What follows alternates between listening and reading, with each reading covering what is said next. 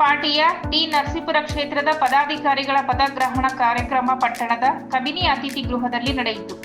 ಮೈಸೂರು ಜಿಲ್ಲಾಧ್ಯಕ್ಷ ಎಚ್.ಎಂ. ರವೀಂದ್ರ ಅವರ ಅಧ್ಯಕ್ಷತೆಯಲ್ಲಿ ಜರುಗಿದ ಈ ಕಾರ್ಯಕ್ರಮದಲ್ಲಿ ನೂತನ ಪದಾಧಿಕಾರಿಗಳಿಗೆ ನೇಮಕಾತಿ ಪತ್ರಗಳನ್ನು ವಿತರಿಸಲಾಯಿತು.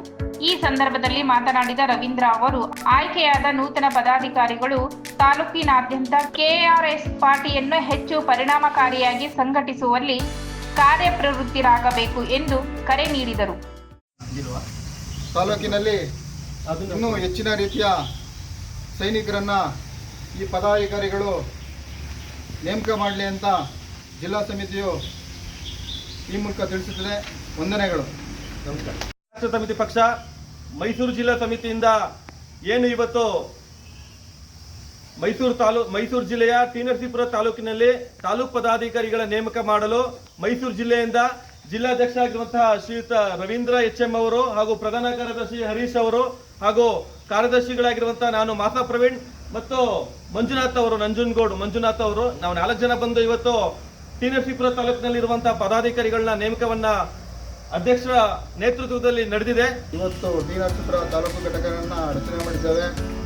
ಅದರಲ್ಲಿ ಶಿವಕುಮಾರ್ ಅವರು ತಾಲೂಕು ಅಧ್ಯಕ್ಷರಾಗಿ ಆಯ್ಕೆಯಾಗಿದ್ದಾರೆ. ಅವರಿಗೆ ವಂದನೆಗಳು. ಹಾಗೆ ಅವರು ಒಳ್ಳೆಯದಾಗಲಿ ಇದ್ದಾರೆ, ಅವರು ಒಳ್ಳೆಯದಾಗಲಿ. ಹಾಗೆ ಕಾರ್ಯದರ್ಶಿಗಳು ಶಿವನಂದು